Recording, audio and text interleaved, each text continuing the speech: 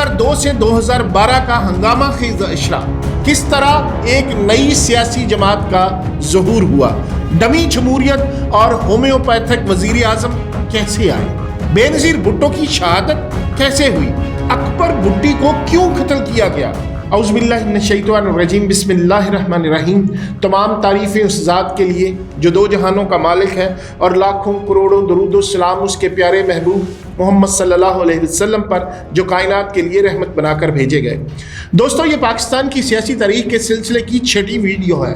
گزشتہ ویڈیو میں ہم نے آپ کو بتایا تھا کہ کس طرح 12 اکتوبر 1999 کو ایک بھاری مینڈیٹ والے وزیر اعظم یا محمد نواز شریف کی جمہوری حکومت کا تختہ الٹ دیا گیا، اور جنرل پرویز مشرف 20 جون 2001 کو صدر محمد رفیق تارڑ کو زبردستی ہٹا کر خود اس عہدے پر براجمان ہو گئے تھے۔ یوں پرویز مشرف اس وقت چیف مارشل لا ایڈمنسٹریٹر اور صدر دونوں ہی کرسیوں پر براجمان رہے تھے۔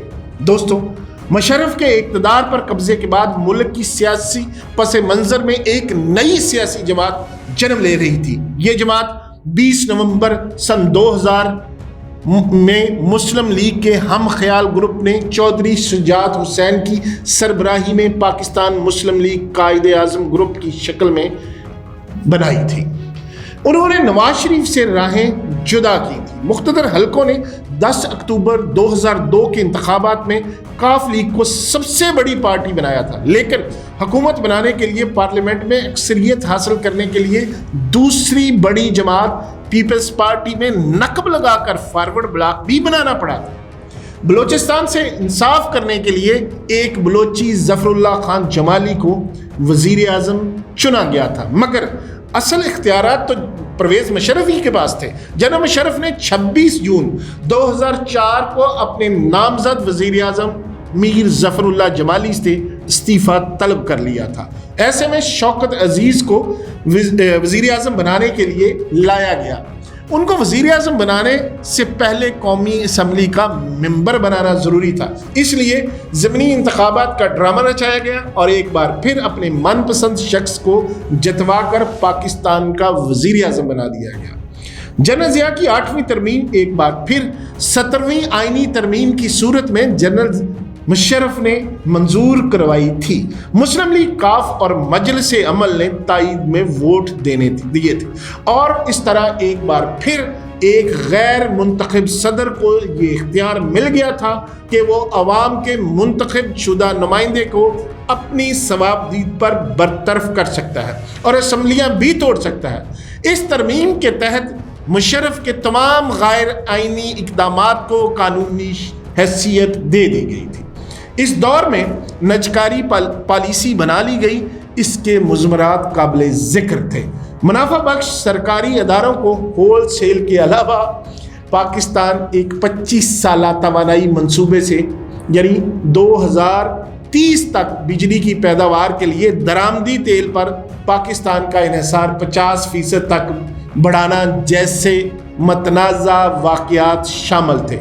انہی پالیسیوں کی وجہ سے لوڈ شیڈ کا جن بے قابو ہو گیا تھا، جس نے پاکستان کی معیشت کو بے حد نقصان پہنچایا تھا۔ پھر وہ دور شروع ہوا جس میں عدلیہ کا کردار بھرپور رہا۔ چیف جسٹس افتخار محمد چودھری تاریخ کے سب سے طاقتور ترین چیف جسٹس رہے ہیں۔ انہوں نے جنرل مشرف سے حلف لیا تھا اور انہیں آئین میں من مانی ترامیم کا اختیار دینے والے وہ انہی ججوں میں شامل تھے، لیکن جب افتخار محمد چودھری کے بعض فیصلے ناقابل برداشت ہو گئے تو ان سے استعفیٰ طلب کر لیا گیا تھا، جس پر وہ ڈٹ گئے۔ عدلیہ کی بحالی کی تحریک تو کامیاب رہی تھی، لیکن اس کا سب سے افسوسناک پہلو یہ رہا کہ اداروں کی بجائے شخصیات کی مضبوطی کا تصور اجاگر ہوا، اور چیف جسٹس نے یعنی افتخار محمد چودھری صاحب نے 16 مارچ 2007 کو اپنے عہدے پر بحالی کے بعد اپنی اس طاقت کا بھرپور مظاہرہ کیا۔ ان کے دور کو سو موٹو اور NRO کے حوالے سے بھی یاد کیا جاتا ہے، جبکہ ان کے دور میں ہی وزیر اعظم کی منسوخی توہین عدالت میں برخاست کرنا بھی پاکستان کی تاریخ کا ایک انوکھا واقعہ تھا۔ مشرف دور میں اہم شخصیات نواب اکبر بگٹی और पीपल्स पार्टी की सरबराह मोहतरमा बेनज़ीर भुट्टो का कत्ल हुआ था।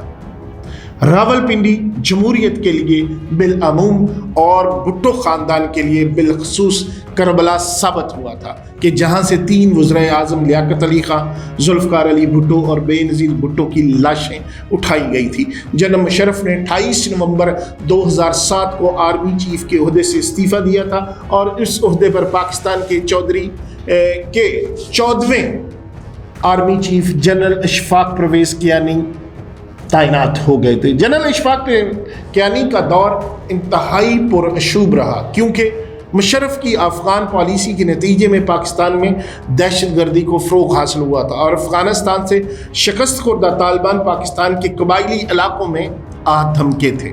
जनरल कियानी की क़यादत में बड़ी कामयाबी से जनूबी वज़ीरिस्तान और सवात में दहशतगर्दों का सफाया किया गया था। अलबत्ता इस दौर में दहशतगर्दों की मुल्क भर में पुरतशद्दद और बुज़दिलाना कार्रवाइयाँ जारी नहीं थी और सबसे बड़ा निशाना पाक फ़ौज और पुलिस रही थी, जिनमें 10 अक्टूबर को 2009 में GHQ रावलपिंडी और 22 मई 2012 को मेहरान बेस कराची पर हमले काबिल ज़िक्र हैं। जनरल कियानी का एक शानदार कारनामा ये रहा कि कई मौके पर हुकूमत का तख्ता उल्टने की तरगीब के बावजूद जमहूरियत के पासदार रहे और कदम कदम पर साजिशी अनासर को मायूस करते रहे।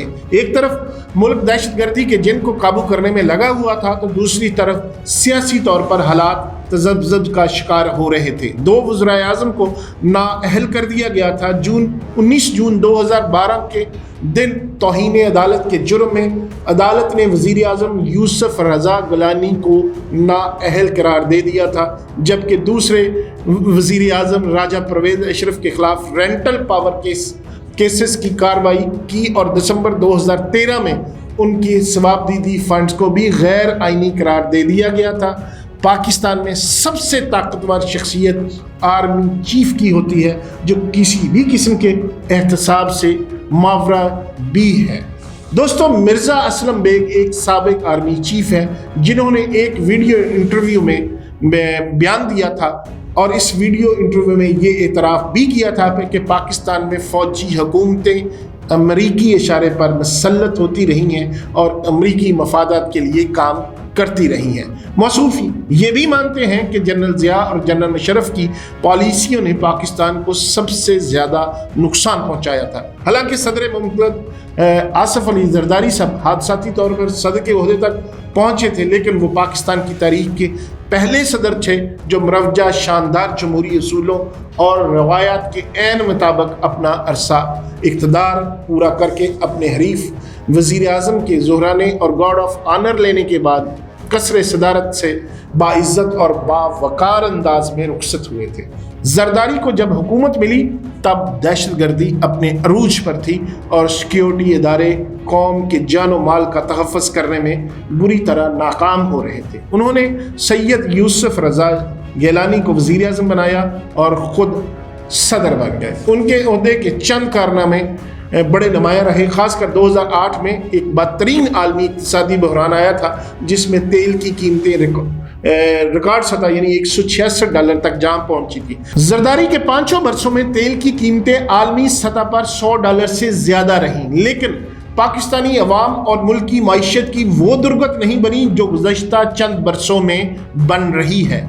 18वीं आइनी तरमीम से पार्लिमानी आइन की रूह को बहाल किया और सदर के असम्बली तोड़ने के नाजायज़ इख्तियार को ख़त्म किया, मुफाहमत की सियासत को फ़रोग़ दिया और बदतरीन मुखालिफिन के साथ मिलकर हुकूमत चलाने की हिकमत अमली बनाई।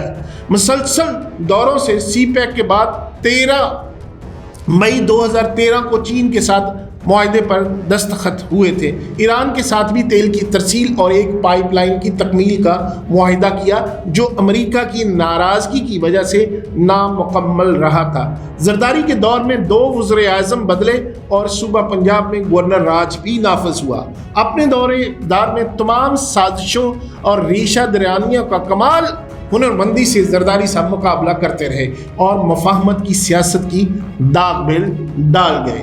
दोस्तों, पाकिस्तान में इख्तियारात की जंग रोज़े अव्वल से जारी है। गवर्नर जनरल के ओहदे से लेकर सदर और वज़ीर आज़म के ओहदे के दौरान ये रस्सा कशी चलती रही। फिर 4 मार्शल लॉ हुकूमतों ने अपने मफाद के लिए आइन में तब्दीलियाँ की थी। 2008 से ये नया दौर जो शुरू हुआ था उसमें जमहूरियत की रवायत किस तरह आगे बढ़ी और इसके समरात आवाम तक मुंतकिल हुए या नहीं, इस पर हम अपनी अगली किस्त में बात करेंगे। अब तक के लिए इतना ही। आपसे गुजारिश है कि चैनल को सब्सक्राइब ज़रूर कीजिएगा और इस वीडियो को शेयर करना मत भूलिएगा। बहुत शुक्रिया।